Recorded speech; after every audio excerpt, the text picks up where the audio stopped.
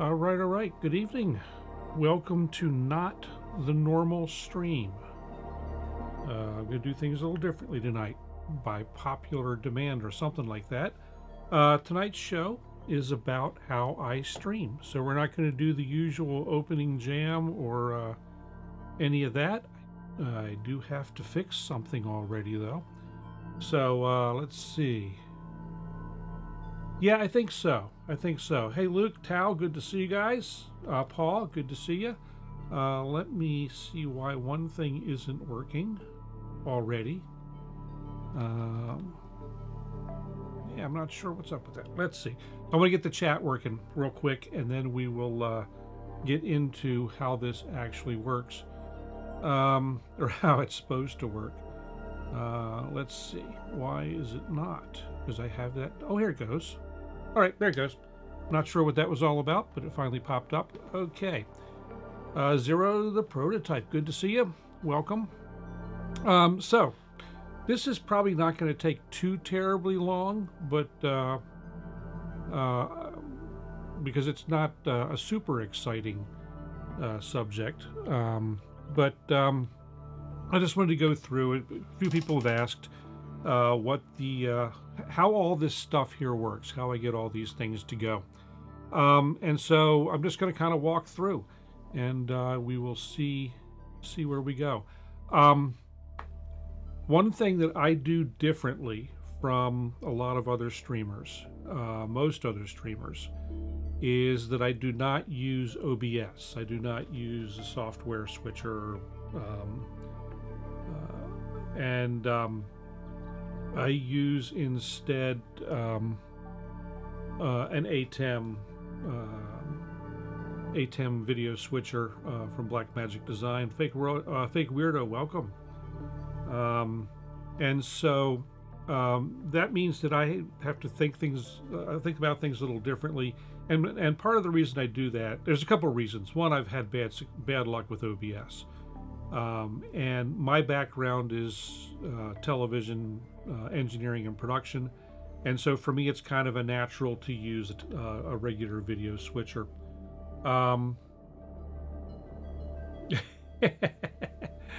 So as far as the PTZ cameras go, you know, I find it, you know, it's useful because I can move this around to different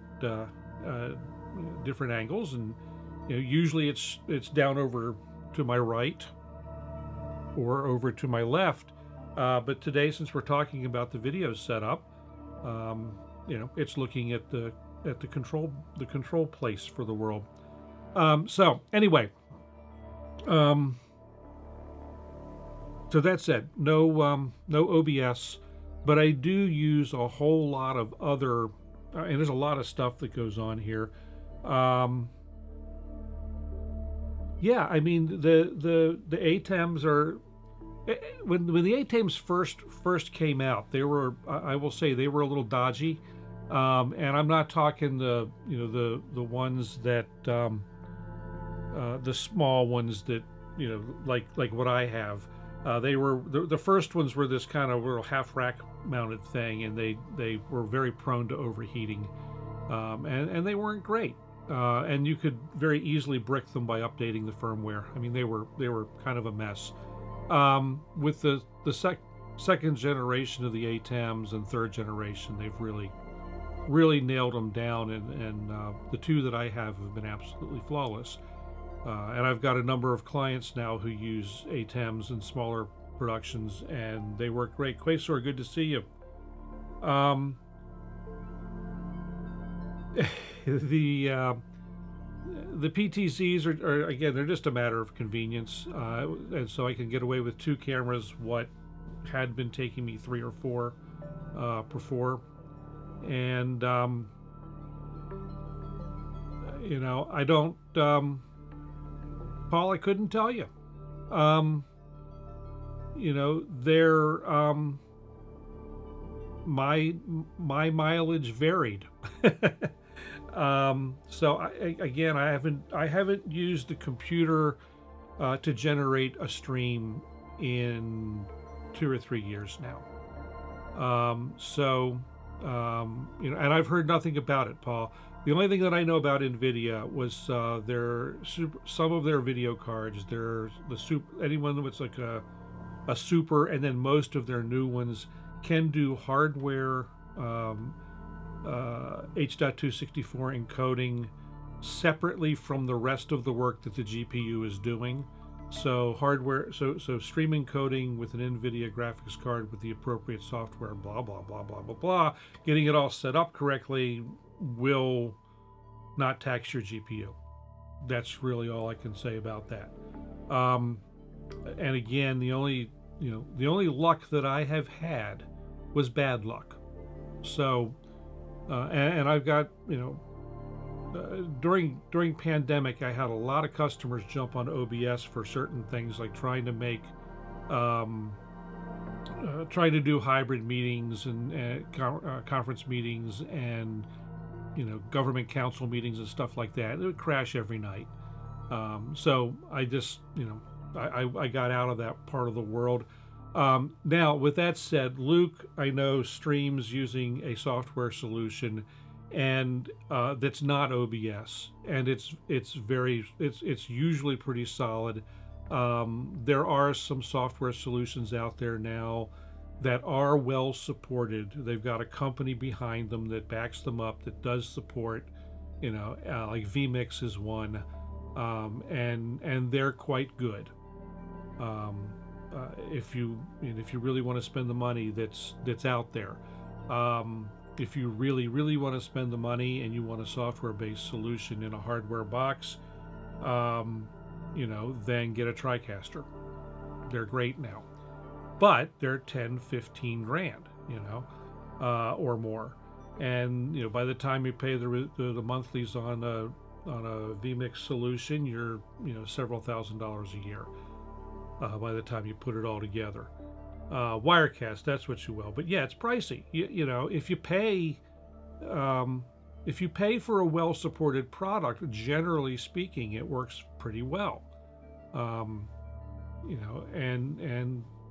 it's well supported. OBS is not, and that's that's just the way that goes. And again, some people use it with great success, and but that's not how I roll. And so what I want to talk about is how I do the things I do. So as we've said, I use the Blackmagic ATEM.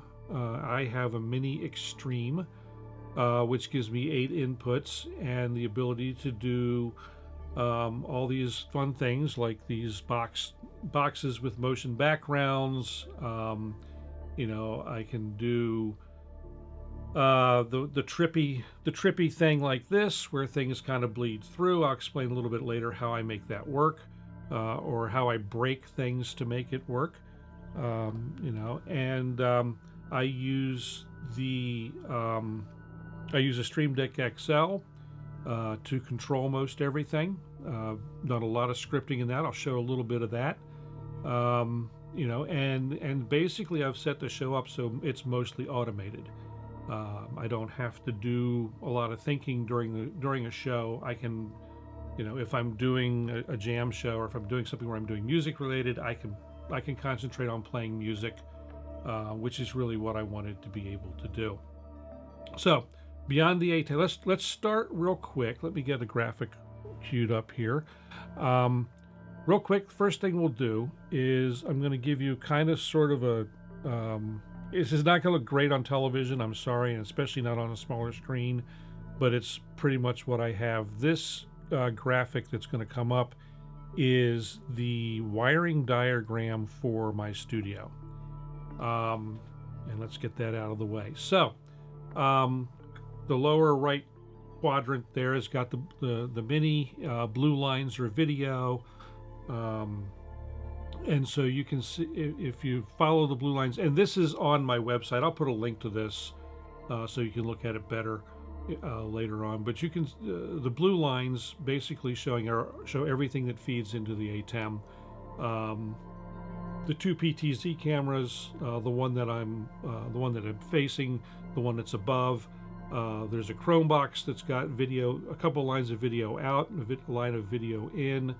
And my production PC has video out, and the what it's labeled here is Korg Modal Edit PC. It actually gets used for some other things as well. So those are all my video inputs, that and the IZ, which provides the background motion graphics. And then video comes out of that, goes to a monitor, and that I look at, and gets used for everything. Basically, I also use the Blackmagic switcher as my monitor controller for whenever I'm working in the studio. And I can also feed an output from the Blackmagic. It feeds back into the Chromebox for a webcam feature that we use in certain that I use in certain instances when we're doing the Gallimaufry jams, which we'll talk about. The actual output, if you notice, there's no video output to the world because my streaming encoder is built into the ATEM Mini. So I never have to have a computer. I never have to rely on a computer to deal with the stream. So that ends up being a little. Yeah, I know. I'm sorry. It's terrible on video. But anyway, there will be a link. I'll put a link to where the actual PDF file is on my website. And one of those boxes is Whopper. Would you like to play a game? Yeah, I have to be careful about that. So yeah, again, this was not the font was not intended for video. Well, that's good. I'm glad it I mean, I was showing it full screen from the one laptop, basically using the Korg edit computer for that. So, real quick, our next thing, that's the quick tour of the video portion of the wiring diagram. All the audio and MIDI and USB and everything else was on there as well. But tonight we're interested in video mostly. So, let's see. Let's talk a little bit about the ATEM. I don't have an actual graphic of the ATEM. Wow, stream is way behind. Dabney Coleman is already okay.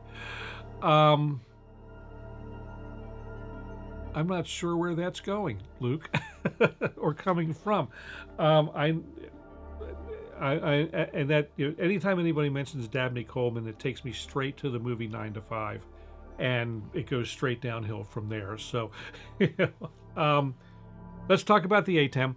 The ATEM is the nerve center for all of the video, and as you've seen, it switches. It sets up these, these multi-box things that I do, and I've got a whole bunch of them. Lets me set things into layers, and basically, I can switch around what's in the boxes in the layers. That's the computer that had the other. Oh, what? I didn't realize he was in War Games. Huh. So interesting. I mean, it's like I've seen the movie, but it's been so long. So I don't know. I don't know, Luke. Tal, the ATEM model that I have is the Mini Extreme. It has been replaced, but if you dig deep on the website, on the Blackmagic website, you can find it, and I think that I linked it correctly below in the description. If not, if you scroll down enough, you'll find the Mini Extreme. If I were buying today, I might go for the Extreme ISO, just because of it does. It does the it does isolation recording, so all your inputs also get recorded. And when you do that, when you record everything, it creates an isolated recording for each input, and also creates on the fly a DaVinci Resolve edit file. So you can bring your entire production into DaVinci Resolve and recut it later if you need to.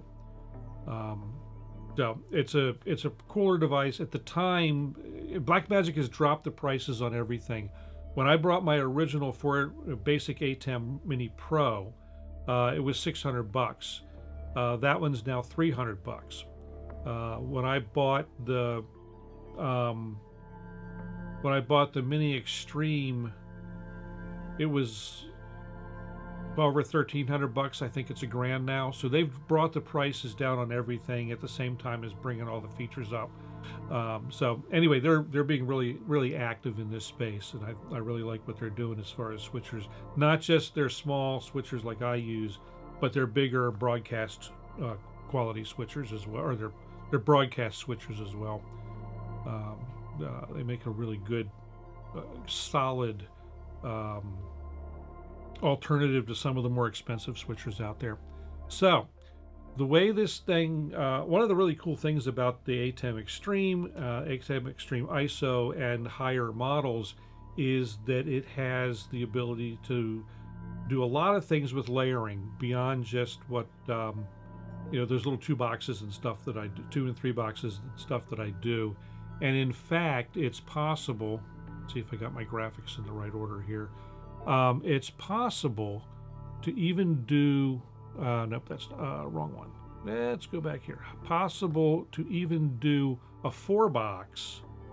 So I can take 4 live inputs, put them into boxes, and these are just example sizes of the boxes, over a background or over a background graphic. And so when you actually put that up and load it, do all the setup for it, and I'll go through a little bit of that later, you can end up with something like this.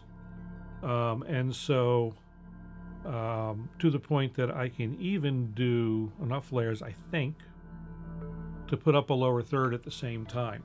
So the number of layers here, there's 1, 2, 3, 4, 5, 6, 7 layers.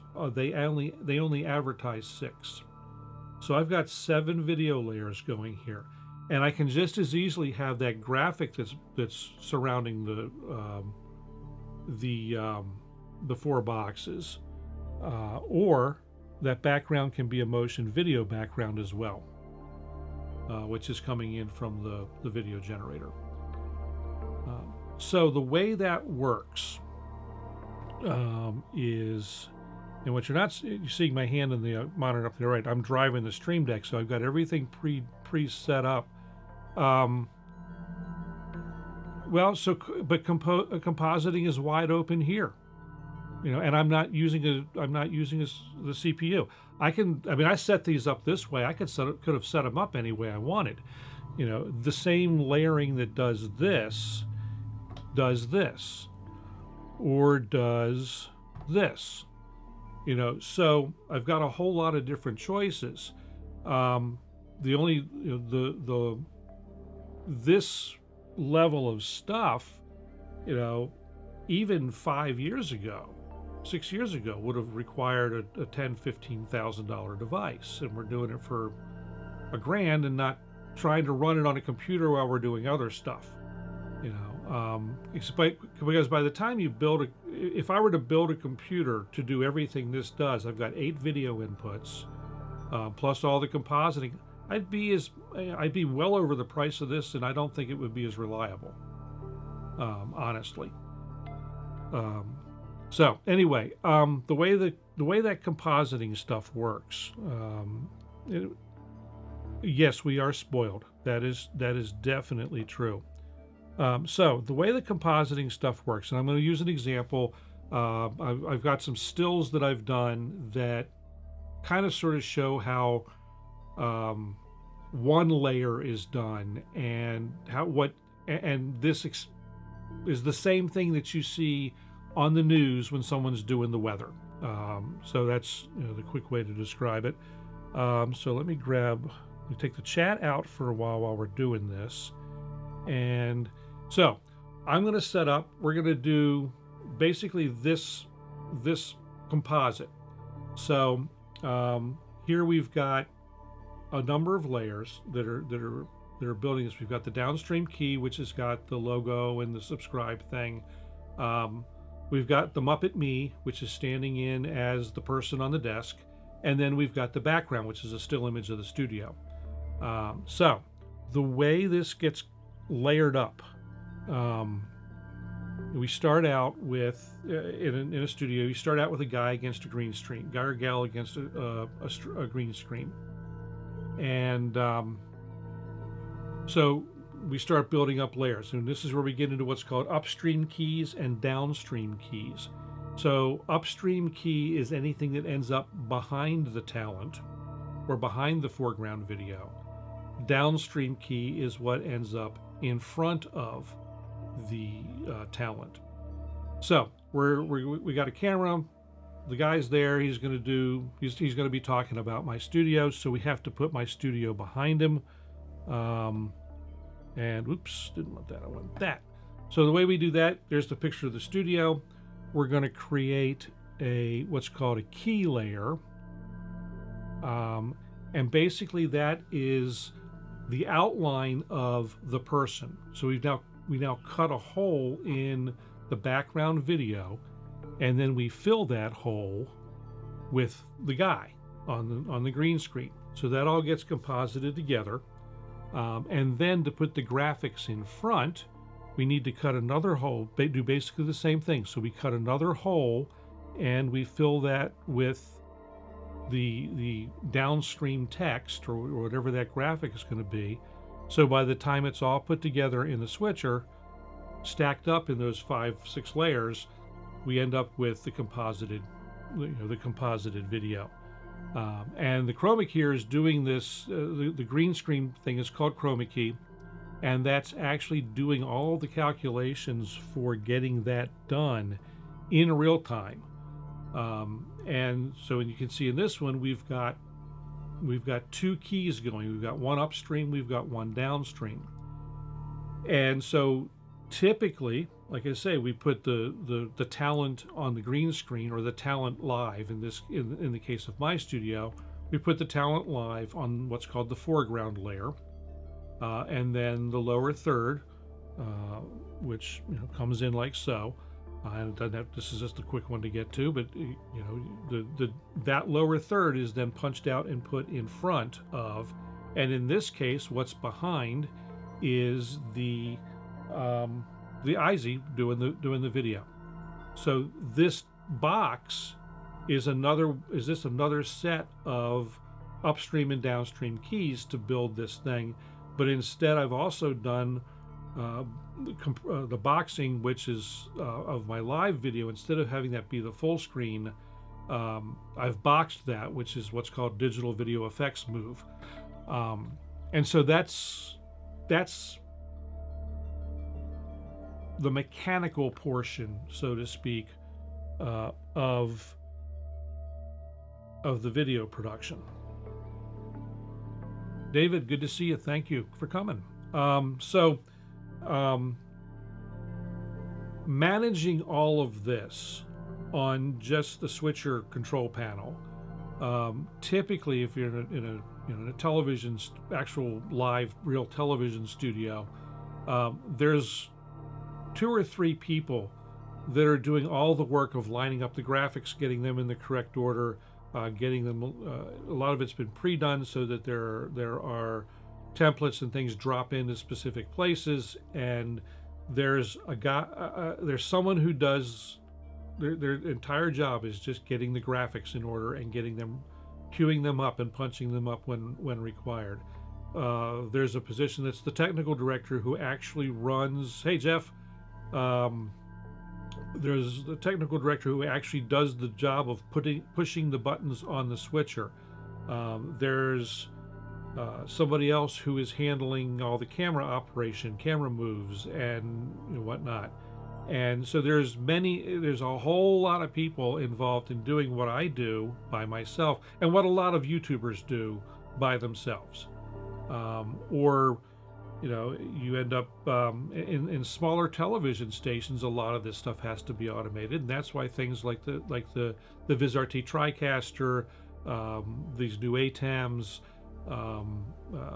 Broadcast Picks makes a system that does a lot of this kind of stuff, and they're designed to be able to be operated by one or two people easily. So, continuing on the quick tour of the switcher, let me get software representation of that up. So this is the control panel, the software control for the switcher, and this is actually set up much more like a real television studio switcher from its control panel standpoint. In a real switcher, you get two. This is what's called a one mix effect or one ME switcher. In most broadcast stations, you'll have at least two mixed effects, and we'll talk about that in a little bit, or more. And I've seen up to 6, depending on what kind of stuff they're doing. Let's see, I don't have any. Where can I look at chat while I'm doing this? I guess I'll just pull it up. Okay. So the preview and program bus are kind of sort of self-explanatory. Preview, and let's see, I guess what I need to do. Do I have a thing that does that? No, I don't. So, let's take a quick peek at what I sometimes see depending on what kind of work I'm doing. I'm going to jump over to this machine and try to get there. Okay, so this is the multi-viewer that basically lets me see everything at once. To do cameras, the super source, or which is all the boxes and stuff that goes on. Preview showing my next up shot. That's what's on the preview or preset bus. Program monitor shows what's on the program bus. There's 2 media players, so 2 levels for downstream graphics. The 2 computer inputs, DAW, which is the production machine. The one that's boxed in green is the core edit computer, which is what's queued up to come up next.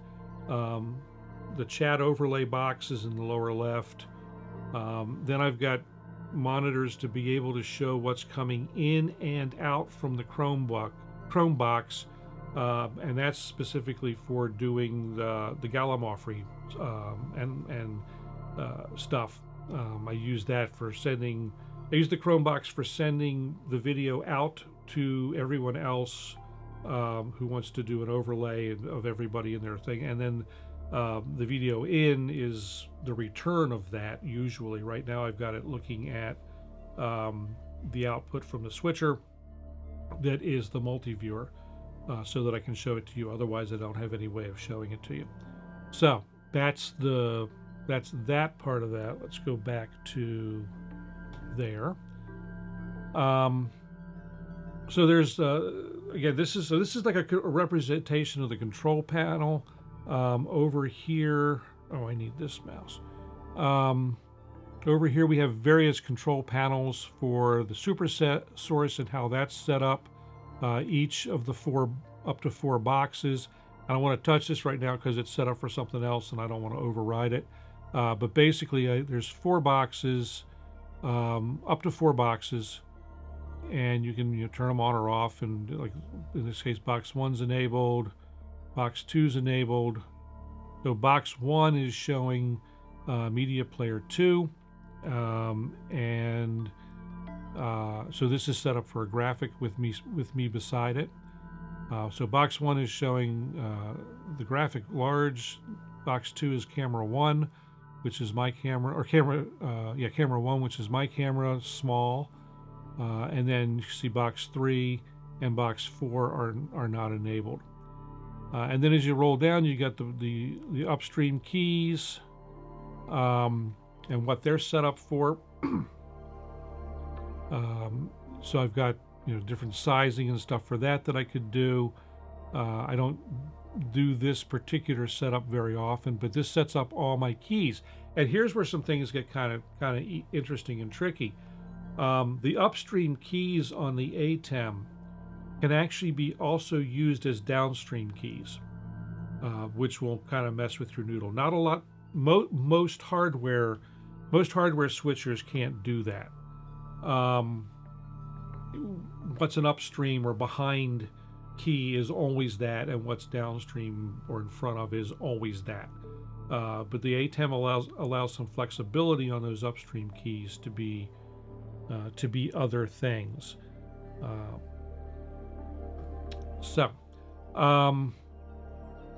And there's all kinds of, the settings there for what's the source of the fill, what's creating a mask, if anything, in the case of a DVE. Different kinds of keys. The DVE move is like a picture-in-picture kind of effect. Pattern allows you to do some interesting kind of transitional effects. Chroma is the green screen or blue screen that we talked about.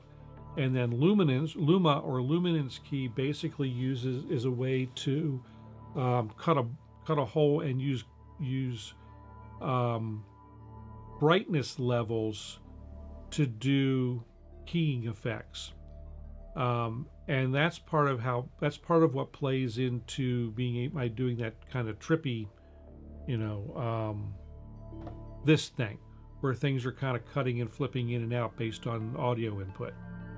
So the music is actually driving the patterns, or Ableton Live and the music both combined are driving the patterns that are going on in the background. And that uses some tricks with Luma Key. Basically, the quick gist is that I played with the layer order. I put the camera on the wrong layer, or the cameras on the wrong layers, and used them for things that they're not intended to be used for, and then mixed the whole mess together. So that's a bit of a tricky kludge. But anyway, other things we can do down there. So there are 4 upstream keys, as I said, and beyond that, they also have a thing called a flying key. What a flying key is if you see something where it'll start big and then zoom to a corner, that's a flying key. We can actually do those animated keys with this. And you have transitional elements, and then the 2 downstream keys they're always luminance keys, and you set what the key source and the fill source is. The fill is the thing that is what you see, and the key source is the hole that gets cut. Now, in the case of this, I use, for anything that is a downstream key, like these lower thirds like this. Basically, I use a PNG file because that way I can set transparency. And when a PNG file comes into the switcher, it understands that the transparency, what's left behind in the transparency, is what's going to be used as the key to.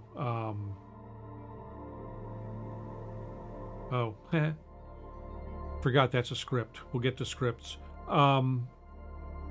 The downstream key uses that luminance or that cutout data that is the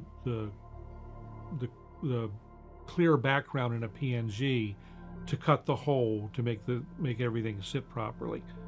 So let's see, and you also have control for fade to black.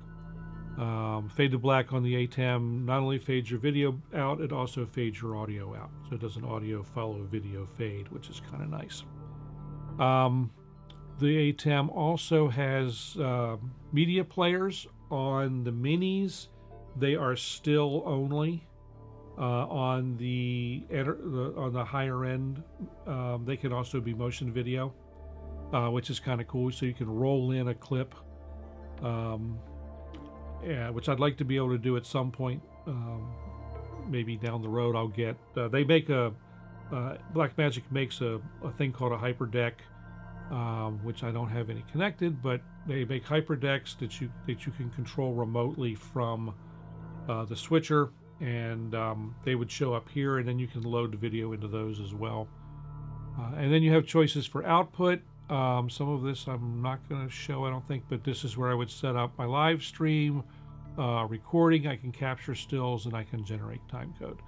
And the only reason I'm not going to pull up the live stream tab is because it's got my stream key in it.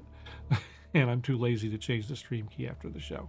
So, so that's that side, the control panel side, or the video control panel side of the ATEM.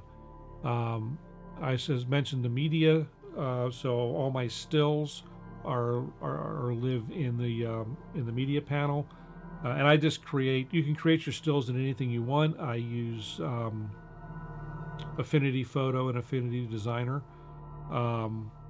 just because I don't want to pay the Adobe tariff, you know, and so that's. These with the black backgrounds, well, some of these with the black backgrounds, like this one, and this one, these three are PNG files. They've got a clear background so they can overlay on the video. This one here is the show start slate, so it's not black, actually black here. It's you know, the one we did for tonight is like this. You can see it's got my regular graphic, plus whatever it is I'm highlighting in my usual text. And then the one here is the closing slate, which is just my logo on a black background, because when that comes up, I want it to completely black out whatever is behind it. The ATEM has a full audio mixer. I'm only using one channel of it, or one stereo pair. What you can do is, mine is all HDMI inputs, so if you've got cameras with HDMI outputs and they've got audio associated with them, that would show up. You can mix that. That can be remotely controlled. And you have some semblance of control over the audio on the front panel of the switcher. But you can do it here. You can actually control it with a Stream Deck, or you know, whatever. You can send MIDI into it, any number of things, and it can be set up so that as you switch, the audio follows the video. And then if you have Blackmagic cameras, which I don't, you can actually do full color control of all of your cameras. You know, so full. One of the things that that Blackmagic did early on was, you know, their big thing, and the reason for DaVinci Resolve and all that, their big thing was color science for video production and digital cinema. So their switchers can control their cameras as well as any broadcast setup or better. It's really a nice tight integration, but I don't have any of their cameras, because they don't do some of the things that I need them to do.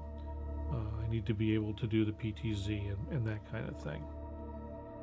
So that is the nickel tour of an ATEM. Let's see what I'm missing here. Oh boy, Paul's talking about their women. And chat seems to have frozen. Okay, so let me look over here. We'll take it out since that's frozen. The Chromebox that runs that is getting a little cranky. Let's see.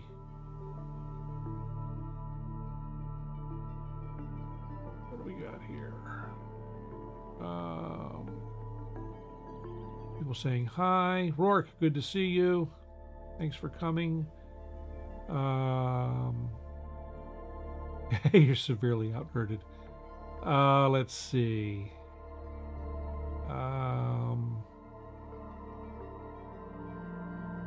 People saying hi.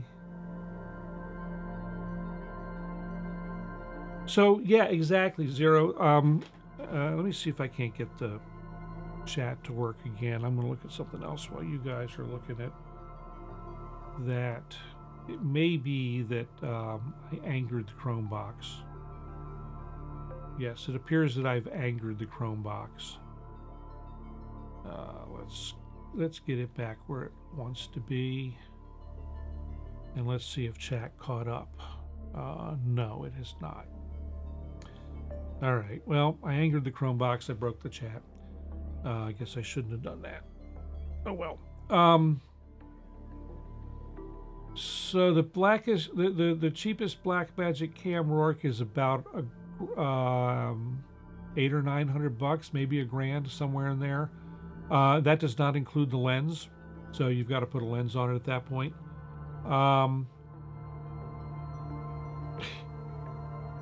But yeah, Tal, a lot of the terminology is the same between OBS and ATEM or any broadcast switcher. Let's see. Move presets, templates, upstream keys. So,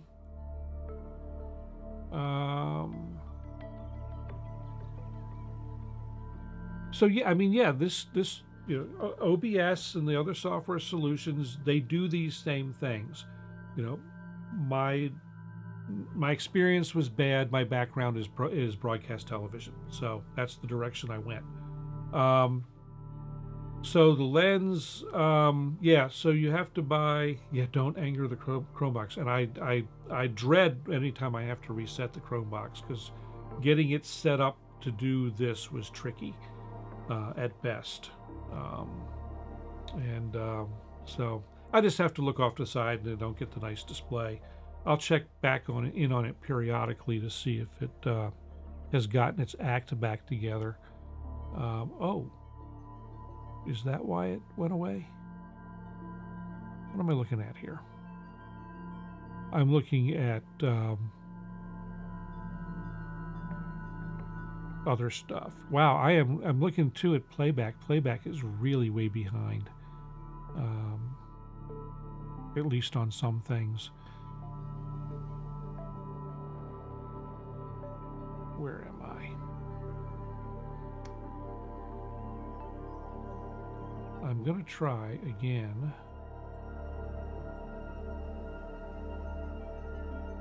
Because it looks like I can't tell what it's doing.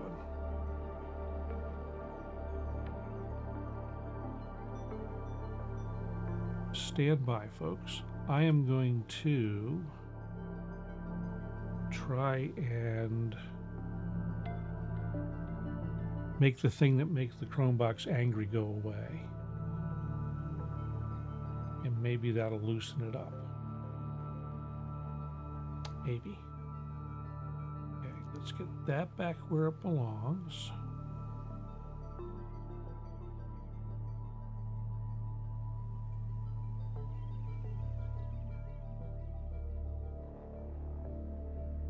Stand by.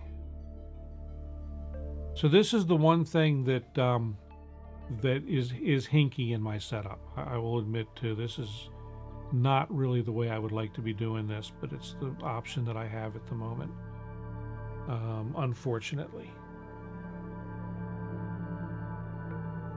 Oh, I see what's happened. That whole thing has died.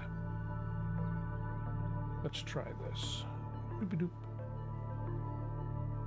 And let us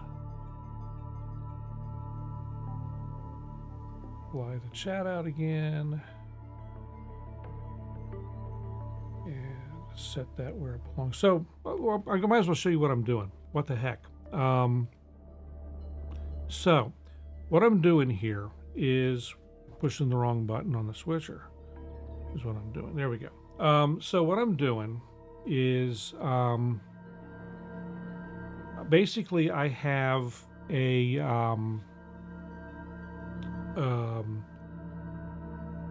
I've got the show. I've got YouTube up on the Chromebox. It's running an app that and you can see how slow it's responding to anything.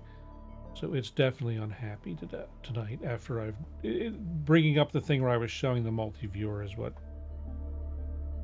got it upset. So I'm running this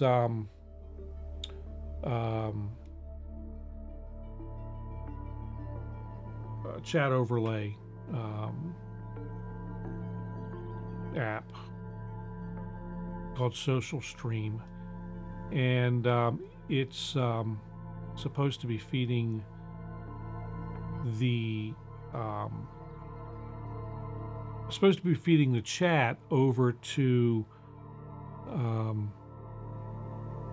a second output that basically has all the chat on green, so I can chroma key it in where I want it and then shove it downstream is essentially what I'm doing. But I said earlier, I can kind of play with the order of the keys in the ATEM. This allowed me to shove that downstream so that it appears in front of everything, even though it's technically a upstream key. So basically, kind of lying to it about where the foreground is essentially what I did. Okay, so let's see if I can get this thing. I'm still not seeing. Let's see. All right, let's go back to camera input. Let's bring the chat up. Yes, chat's caught up. Yay! I just had to get it unbound up. Remembered I should not do. The Chromebox was a necessity. So anyway, let's see. Let me catch up to chat. Sort of catch up to chat. I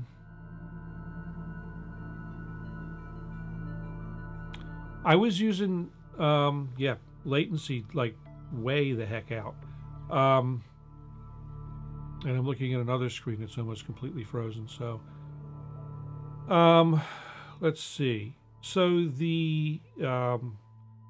I was using old iPhones for my third camera for a while until the phone finally got just overheated and died. It was a 6.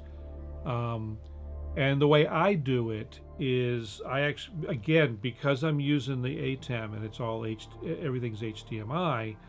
I basically I got a lightning on the, because the 6S uses a lightning connector, lightning to HDMI with power inject. Brought the HDMI from the camera app out into the ATEM, and that was my third camera. And for a while, I had a fairly odd mix of cameras. A couple of Sony, my Sony mirrorless camera, Sony point and shoot, and then the phone. And like I said, the phone up and died. At some point I do want to add a third camera back. But yeah, it looks like things are back somewhat in sync. I'm looking at playback on my monitoring machine, and I'm watching chat be way ahead of what's going on. Like my return right now is still showing me switching through the screens on the Chromebox and getting the stream back to life. So it's a couple of minutes behind. So yeah, the vagaries of the internet. It's kind of the way that goes. So we've got through the switcher in gory detail. Let's move on and take a look. Take a look at the at what goes on with the Stream Deck, because that's the second heart of the operation. So as far as used cameras, Paul, the trick with cameras, whatever you're going to use, is that they need to be able to have what's called a clean HDMI or clean video output. Most digital cameras and even camcorders on their HDMI output has all that, the information around the screen, shutter speed, and all that stuff. And so in order for a camera to work well for this, you need to be able to turn that off. As far as used like PTZ cameras and that kind of thing, there is a used market. I don't find that you save a lot of money, because usually the PTZ cameras and stuff that that are on the market are, they've been in service for 15 years and they're finally getting upgraded. So they're horrible cameras, and usually they're also being taken out of service because something about them doesn't work. Like the panning isn't smooth, or the thing doesn't, the colors are, you can't get the colors back in balance, or any number of things. Or they've got really horrible autofocus. And the thing is, for the PTZ cameras, and I talked about this when I first got it on stream, but there's two that I have here. One belongs to me. The one we're looking at now belongs to me. This one actually belongs to a client. And so the Alpha 6000 is a great little camera. You can make clean HDMI output with it, and so you can bring it. You can use that as a great camera to come either into an ATEM switcher, or there's a couple of competitors now that to the Blackmagic switchers. You can use one of these little Camlink dongle things and bring it into a computer, and they work great. Where you're going to spend the money on that, though, is a lens. And so, the 6000, I have a 6100 that I love. They do decently in low light, but you need a lens with a large aperture. An f1.8 or an f2.8, somewhere in there, to really get the best result in a typical person's home music studio. Now, if you're set up for other kinds of streaming where you've got lots of light, whatever lens, the kit lens works great. And in fact, I used the kit lens on my 6100 for some time. It did okay. It was a little noisy, but it did okay. This is a little noisy. If you look here over my shoulder, you can see in certain conditions, especially when the light is blue, you can see some kind of grungies back here over my shoulder. And that just has something to do with blue and television cameras. But you said a Sony Alpha 6000 for $300 to $350 plus a lens is going to be another couple $100 used or more new for a fast lens. The camera that we're looking at now has a 10x zoom lens. It's not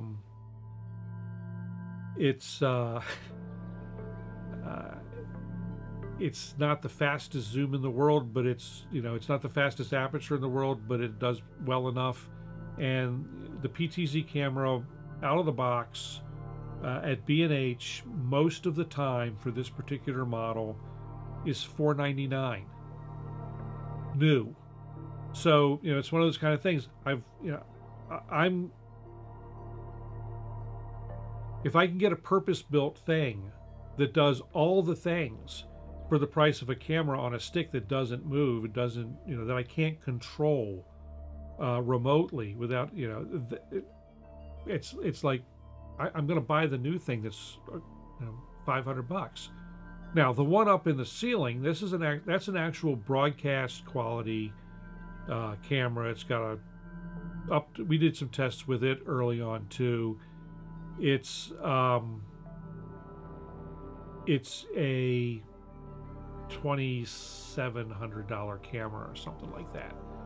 But you can definitely see a difference. If I kick it into its digital zoom mode, it's got 240x zoom. And we did some tests with it here in the studio. It's back on an earlier stream. At 240x, it should look like garbage, and it was actually, Jeff saw it. It was actually pretty reasonable. And in its optical lens, it was gorgeous. And it's also got a high output, or not a high output, but a high quality doubler situation. It takes it to 40x, and that was gorgeous. But $2,700 to $2,800. not in my budget. So I like the dark mood lighting too, and with the color changes. Blue is terrible on television, but it's blue and like pure blue and pure red are really terrible for television, but the effect is really cool, so I got to go with it. Thanks, Rourke, I appreciate that. I've been doing the TV thing literally since I was literally born in television, and my parents both worked for. They met at what was then the largest station in Baltimore. They got married and went to Ohio, worked at a station there for a while, came back after I was born, and my dad was in television or advertising or something around television stations while I was growing up. So I grew up in TV stations and video shoots and photo shoots and that kind of thing, and you're doing a lot of music stuff. So anyway, we're going to get on to the Stream Deck. So the Elgato Stream Deck is what makes all the automation possible for the show, or for my shows, whatever they are. And so let's do this. Let's jump over to here, and then I'm going to switch to this. So this is I don't use the Elgato software to do what I do, because it at the time I got into it, the new version's a lot better, but the Elgato software doesn't have as wide a range of things that it can control. So out of the box, the Elgato software will control their software and OBS all day long, with minimal tinkering. And there's a few other things that it controls very well on its own without just using their software. I've got this widely disparate collection of gear. So it took me. It does not think like video people, Tal. That's the deal. And so it's a bit of a mind twist. So we're video guys.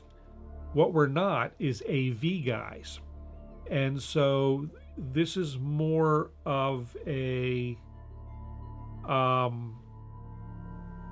this is more like an AV app in a lot of ways, but the number of things that it supports is just amazing. And it takes some time to get it going. I struggled with this. I've got one master. I've got a script called Run Show, which does a whole slew of stuff. It actually starts and stops the show for me. I'm going to go through a couple of these, not all of them, because we'd be here all night. But let's pull that up full screen, drop the chat.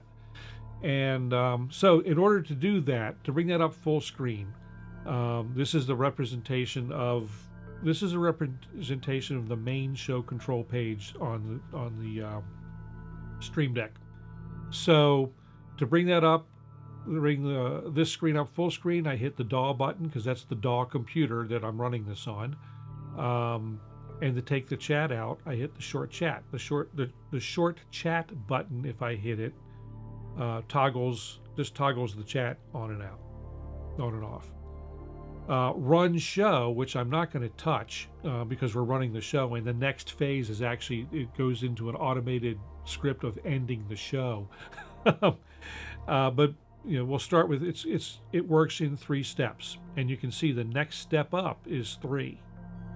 It's flashing slowly, or flashing green there, saying this is the next thing. So step 1, basically all step 1 does in the script is does my it just presets everything up. It waits a second, and then puts camera 1 on one of the buses. waits another second, presses it again just to be sure. What I'm usually doing, I modify this script before every show. So this button always puts camera 1 in preview. This is the one that sets what's going to be on air. So tonight I started on camera 1. Usually I start on this shot, either this shot or this shot. That's where I usually start. So I put that in there, that's what's going to be up. And the way I do that, basically, I know where the thing lives on the panel. So, and this is where it gets a little confusing, because they count with some things starting at 1 and other things starting at 0, which somebody needs to slap them about the face and head.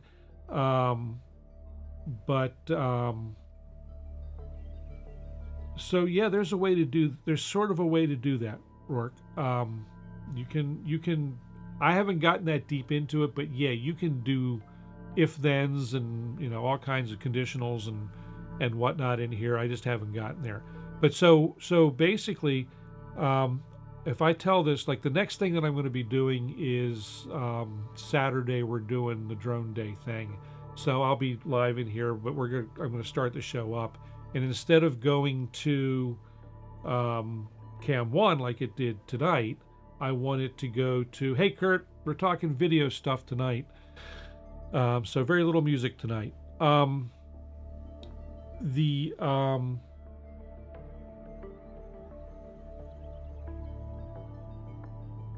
We can talk about audio in a minute, Rourke. Once I get to that, I can talk about that. That's a kind of a different show. The way I'm doing audio is its own thing, and I'm going to be talking in the next couple of weeks. I'm going to be talking about my new production workflow. So join me in 2 weeks, and we'll get into some of that. So here in order for me to set up that 2-1 trip as being so this shot as my opening shot, I have to tell it I want to be on page 10, and then I want to be on, and here's where we start counting from 0. I want it to be on row 2, and then button 0, 1, 2, 3, 4, 5, 6. So this should be, change this to 2, and this, and you can see that it picks up video cam 1 plus cam 1. And I actually don't know if I should change this while the script is running. Yeah, we'll see what happens at the end of the show. If worst comes to worst, I have to end manually. So we'll change that to 6, and so that's now 2-1 trip, and that's immediately saved. No, that's okay, Rourke, because I'm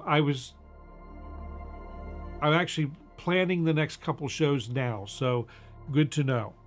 And I did want to be talking about workflow and production stuff next time. So that's page 1. Then the next thing it does is it puts the stream slate, the opening graphic up in program. So it gives, and every time between each one of these, there's a wait just to give some things time to settle. And so that's the end of the first page, or the first step in the script. So when I come into the studio, I'm ready to do the show, I push the button, it does all the setup. When it's time to actually start the show, we go to the second part of the script. It does, basically, if I'm going to record, I turn this guy on. I've been having some problems with that lately, so it's off. Sets the file name that the script is going to be.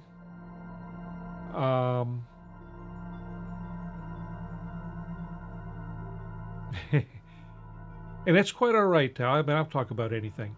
So anyway, it sets the file name for the recorded file. And right now I don't have, I've got the recording turned off. So it waits a second. Ordinarily it would start the recording, wait a little under a second for things to settle, and then start the stream. And turn the stream on. and hit the camera one. In this case, hit camera one. So I've got to change this here as well for next time. I've also got to change something else. Oh, okay. So it sets that up to be the thing in program. So I want this to be 2.6 again.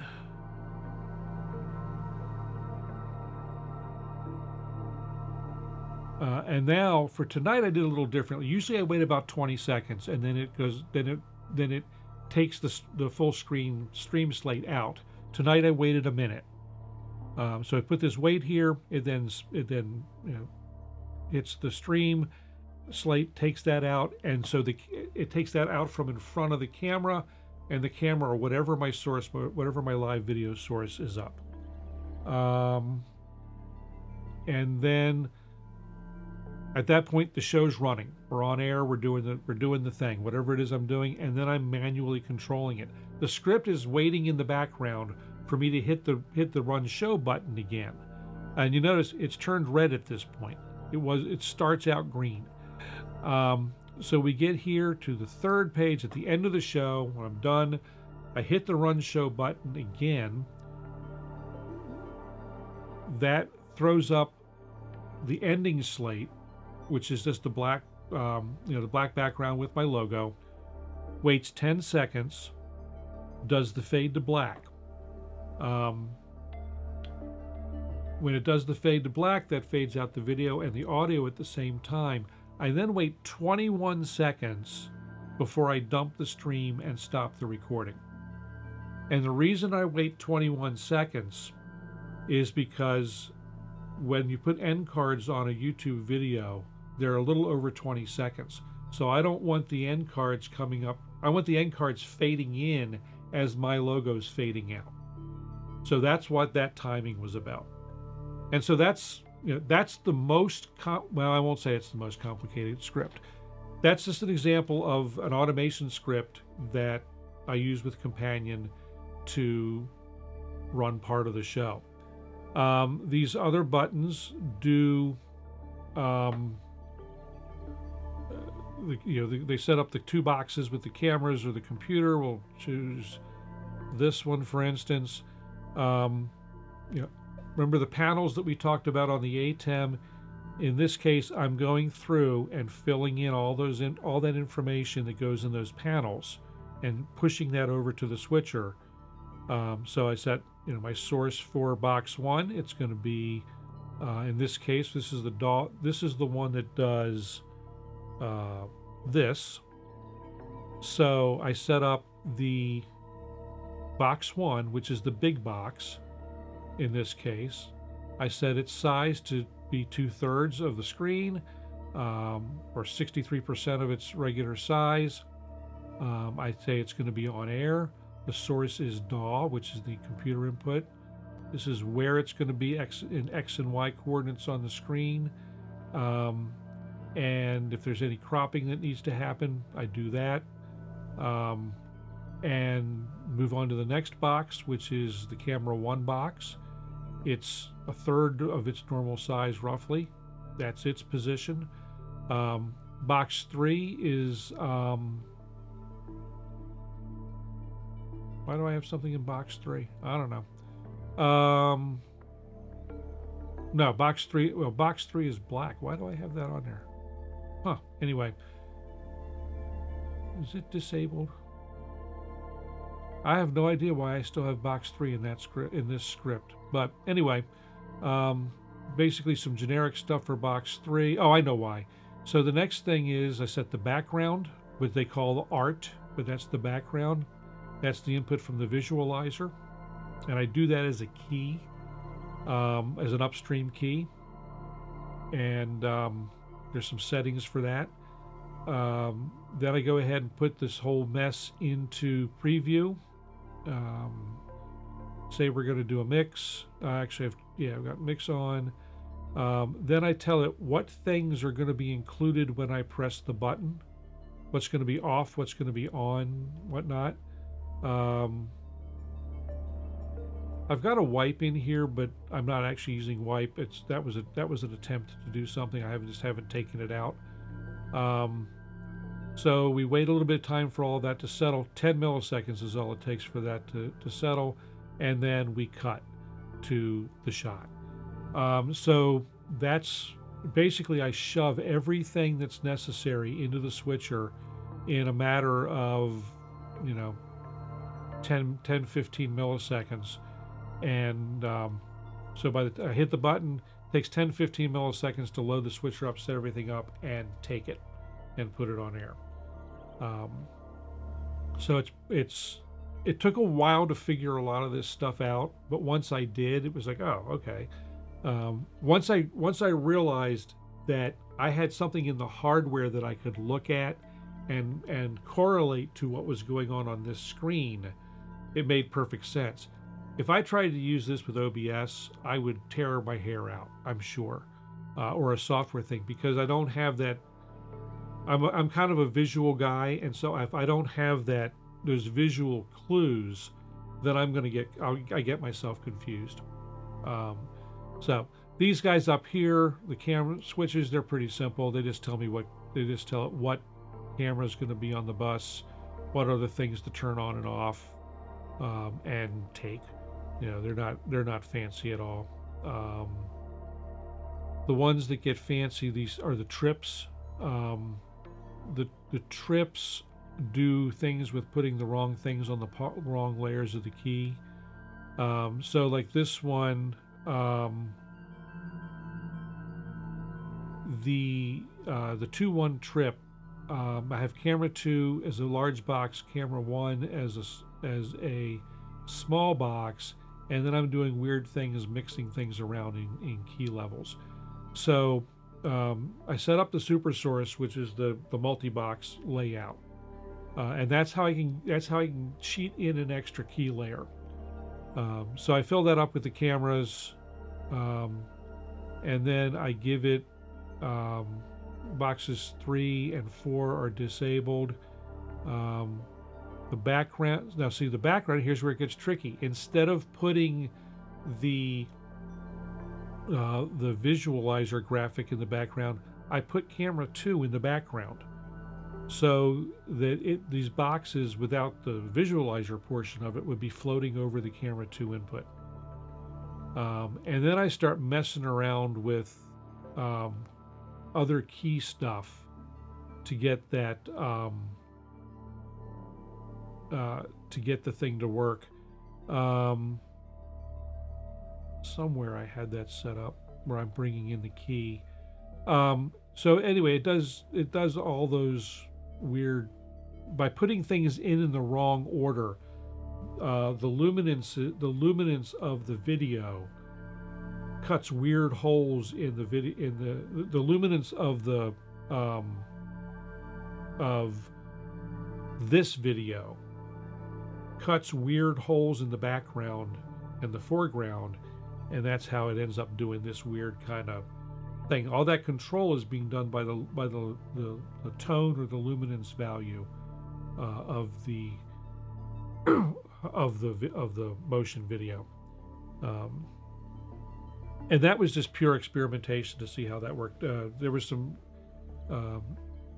there's an effect that I was doing early on, and Jeff saw this as well, that I want to come back to, that is actually even a little trippier than what you're seeing. It's going to take a while to get it programmed. It took a while to make it work manually on the switcher, on the old switcher. So I know this will do it. It's just a matter of getting it set up.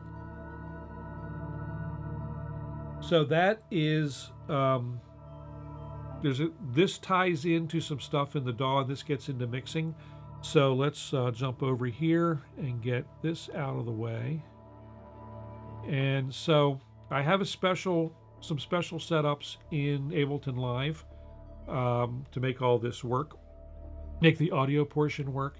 As you know, I mix on the, I do my mixing on, need my camera controller here. Oh, that's something else I need to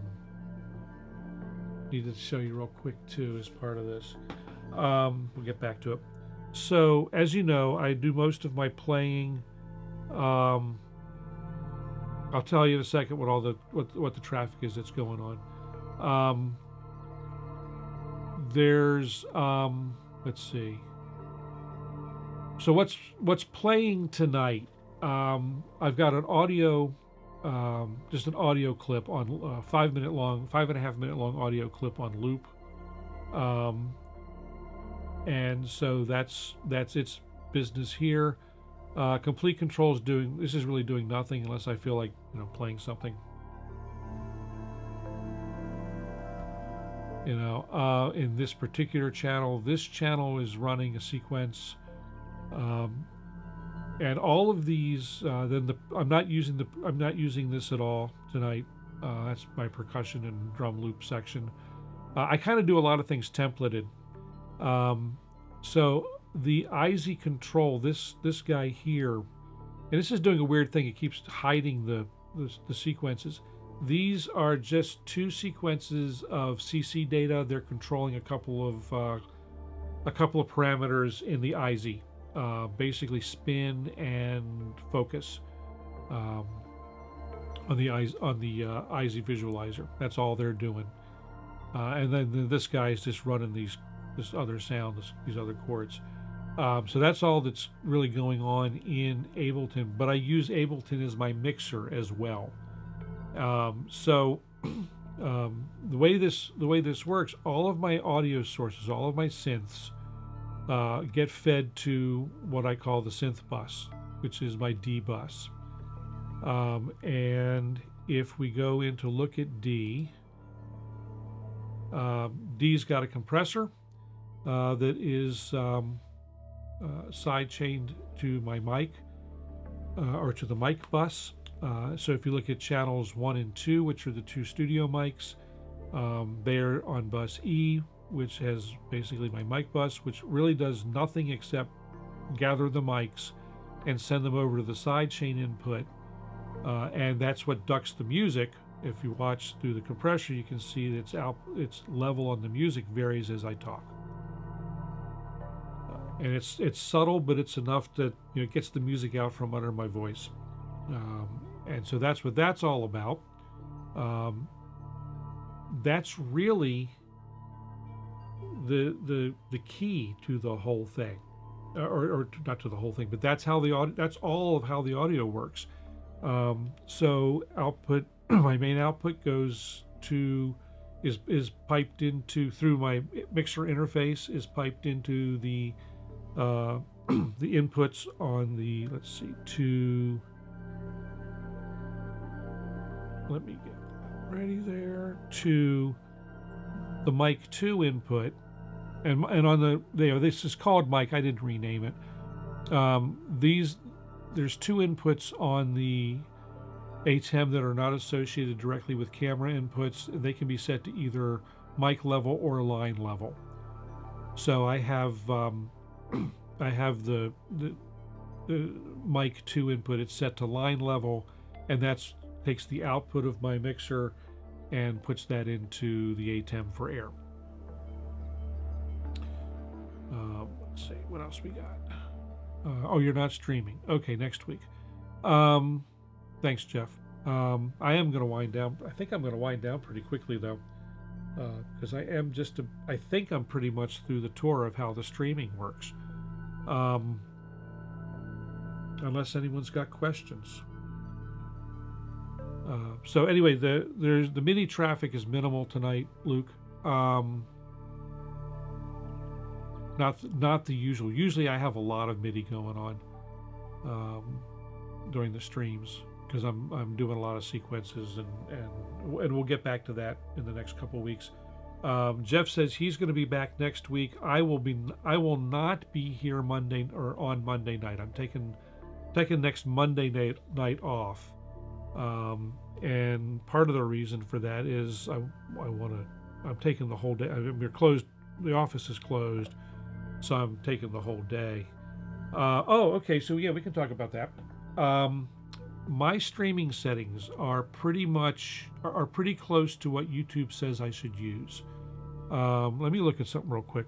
See if I can output live stream.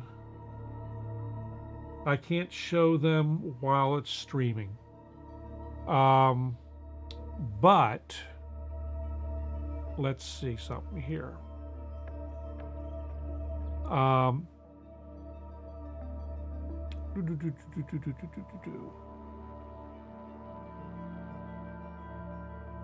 I think I'm set to. I do 1080p. I know, definitely. My stream is, oh shoot, I can see that somewhere. I run around 9. I think I have it set to max out at 12 megabits a second, which is the, with what lens?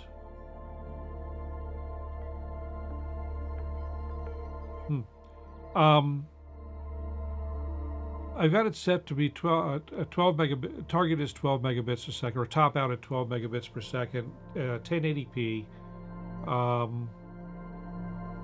and you know, the highest quality audio it'll do. I don't really, and it's 1080. I do 1080p 60. Or 1080p 5994 actually, because I'm a broadcast guy. You know, but 1080p 60 5994 something, you know, whatever, and it does. That's I've got enough bandwidth here to support that upload reliably. My upstream is typically about 24-25 megabits per second available, and we've done things where I've been streaming and Donna has been on Zoom at the same time without a glitch for either one of us. So I got plenty of bandwidth here, so that's pretty much that. I'm trying to. Was there anything that I said I was going to talk about that I haven't talked about, that I missed? Let's see. Talked about everything in the ATEM world. Oh, so there's another bit of business with the Ruth Vic. Play with the cat. Cats are great. I love cats. So let's see. Looking at these other pages, the graphics work just like video. These buttons here are basically menu. Start and spin and stop spin don't work right now. That was basically my copy of Andy's wobbly cam, and eventually I'll get that back where it switches between the between the things. So that's I'll get that back eventually.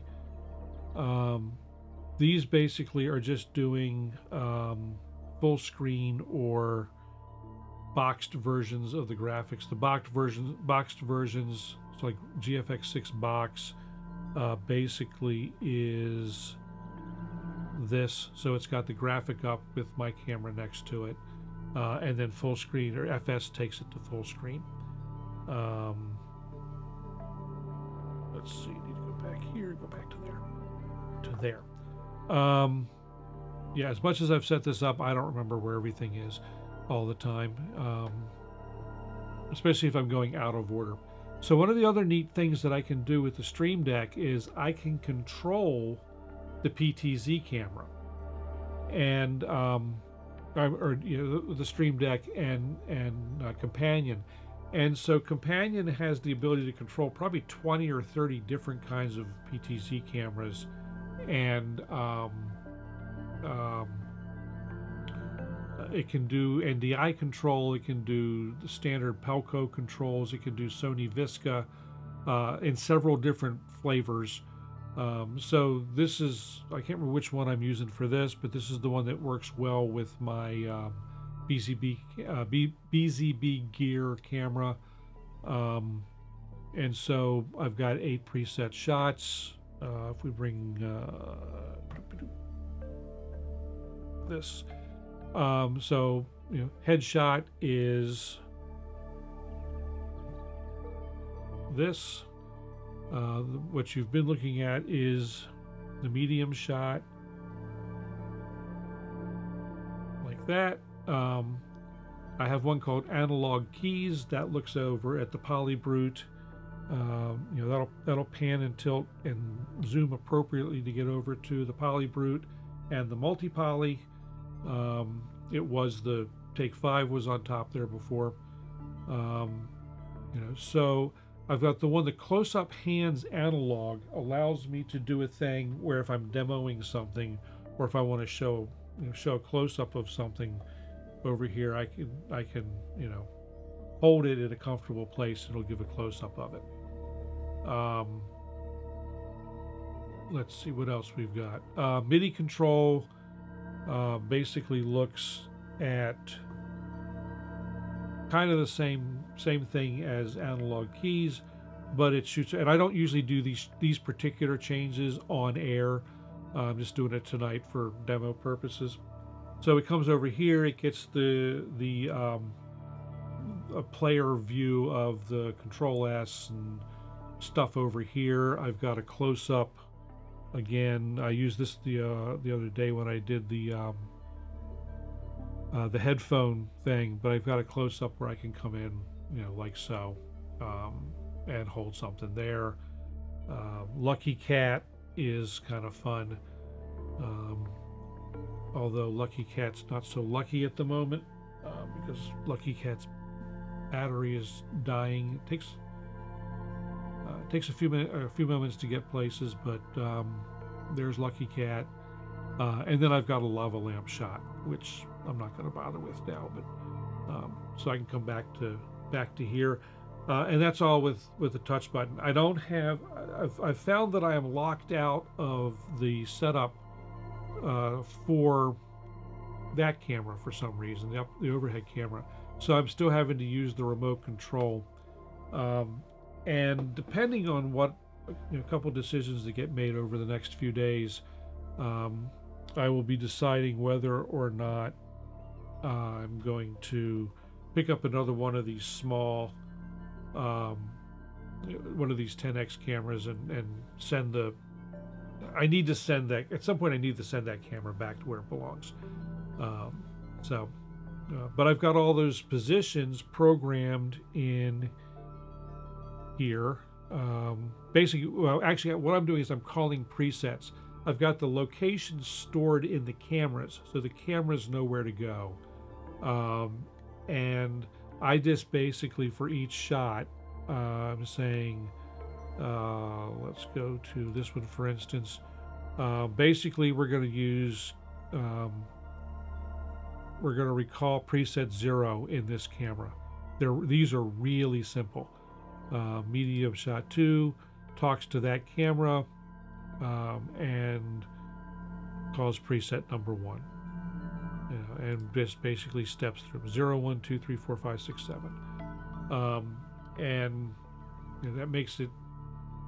Well, I'm not searching for a remote as much and playing with that. Although the one that I move most, the camera that I move most, is the overhead camera. That's the one that I can't control right now. So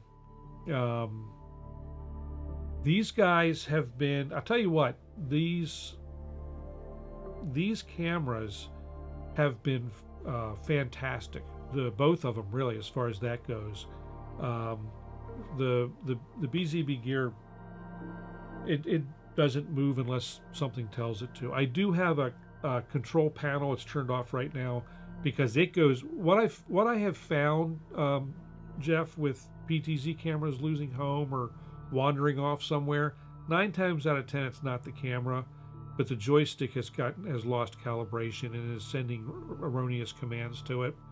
And another thing that causes it, I have found, is the camera will go physically out of balance, and so the PTZ head is kind of fighting and the controller doesn't keep track properly.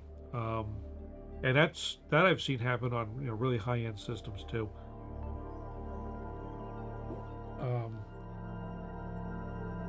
I'm not obviously I don't know what you guys are using at the place at the space place, but you know, Um, I've got a number of studios where all the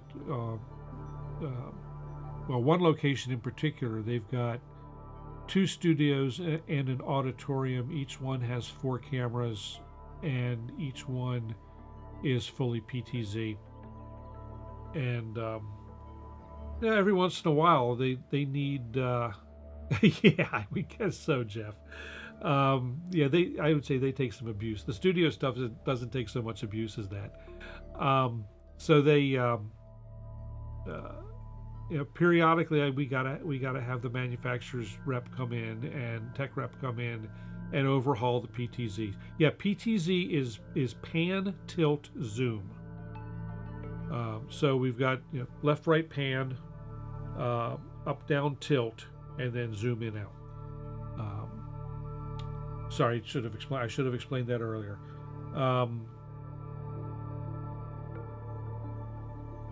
I'll tell you what I saw. I was at National Association of Broadcasters a few weeks ago at the convention in Vegas, and I've seen something interesting the last couple of visits. More and more attention is being paid to huddle spaces and being able to do webcam kind of stuff on broadcast television. And OBSBOT has come out with two small PTZ cameras that are reasonably priced, that in addition to having webcam, the traditional pan, tilt, zoom, the traditional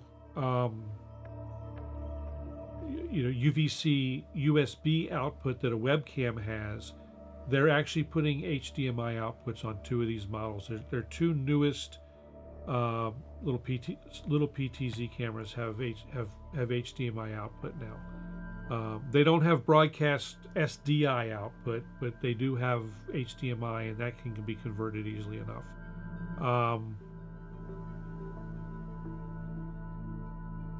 I'll tell you what, the OBSBOT stuff, and you know, Jeff uses OBSBOT cameras, and you know, he was talking earlier. Jeff was mentioning earlier he's got the 4K, he's got their new little 4K. Now in his case, he doesn't usually have to be moving grand moves like I do.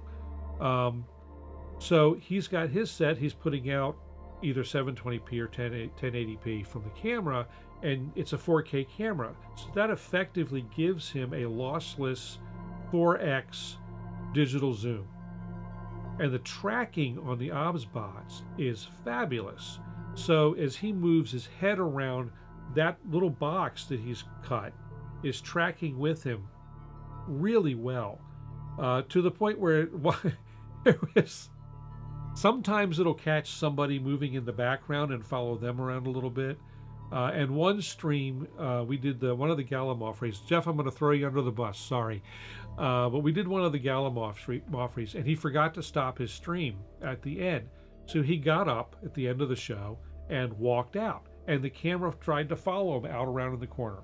It was hilarious. And just a little bit while later, you see him come run back in and stop the thing, after one of us sent him a note in Discord saying, "Hey, your camera's still on." But you know, it did a great job of, as he stood up, it tilted up and followed him out of the room. It was fantastic, and it wasn't even just tracking on face, because he turned around and walked away. So I don't know what it's running, but I'll tell you what, OBSBOT does a fantastic job. And so I'm kind of torn. The OBSBOT, the little OBSBOT, is $30 or $40 more than the BZB cam. What I don't know is how Companion is going to control it. So there's part of me that the BZB gear is, maybe just get another one because I know it. But I'll tell you what, I really, really liked. Is that what I can't remember what you were doing that night. That's funny. I really, really like what OBSBOT does. I really like their gear because it's really, the quality is really really great. If you're doing something where, if you want to use OBS or any number of other software-based solutions that take webcam inputs, the OBSBOTs I think are the way to go. They're not horrifically expensive, and they also work great with your day-to-day Zoom calls or Teams calls or whatever. I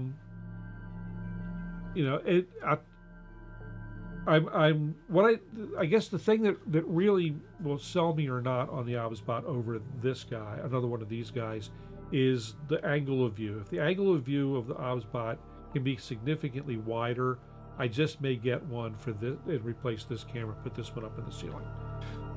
That's kind of where I'm going, because it's not that much more, but this camera doesn't quite go as wide as I would like sometimes. Like this is as wide as it goes, and I would like, but especially when it's turned over to either the analog or the MIDI control, I would like to be able to have a wider shot. Of course, depending on some other things that go on, I may do another studio rearrange, and it may make that unnecessary. I don't know yet. We'll see. So anyway, are there questions? If anyone's got questions, real quick. Otherwise, I think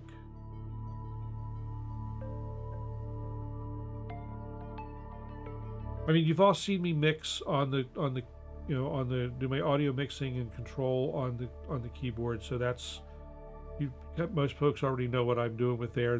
That's controlling the mixer in Ableton Live. So that's really the whole thing there. There's really not a whole lot more going on that I haven't already talked about. I guess real quick, we can, before we jump off, let me go, oh no, I took that off.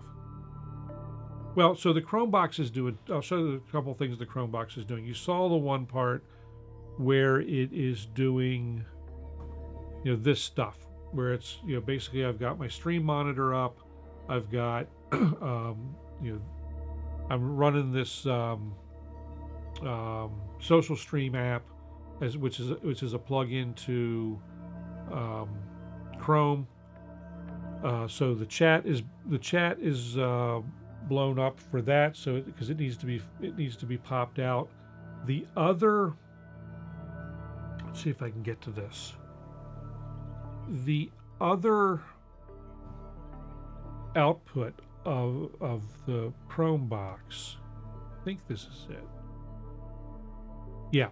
So the other output to the Chromebox is two green screen areas.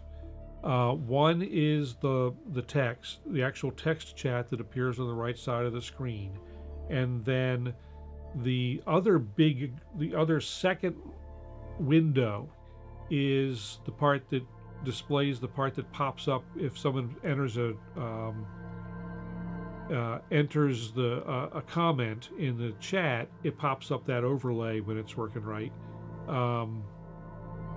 into the main part of the screen. So that's really what that's all the Chromebox is doing when it's happy. And like I said, I also use it some for sending video out during the Gallimaufrys, and sometimes I use it for the return video. Sometimes I use the Chrome or the corrugated computer for that. Depends on how I'm feeling. So that is the production that I do. The Gallimaufrys are a little different, but not hugely so. I used to have a completely separate show set up for them, but I've kind of consolidated. It does have a different Trippyvision kind of mixer thing going on. Paul, good to see you, and good time yesterday. Thanks. We will talk soon. I need to get you some video. So anyway, glad to share And if you've got other questions, um, no live German translation. No, sorry. I'm not even set up to do live captions, because that adds one of the things with, if you do live captioning on YouTube, you basically have to go into the super slow, the super slow chat, and I didn't really want to do that. I'd rather have the chat live. When the chat, once everything processes, the captioning, you can have captioning in one of a number of different languages, and it's Google's captioning. I don't have the budget for captioning the way I would want to do captioning, to be honest with you. And so if I had the budget, I would do simultaneous English and probably Spanish or Icelandic,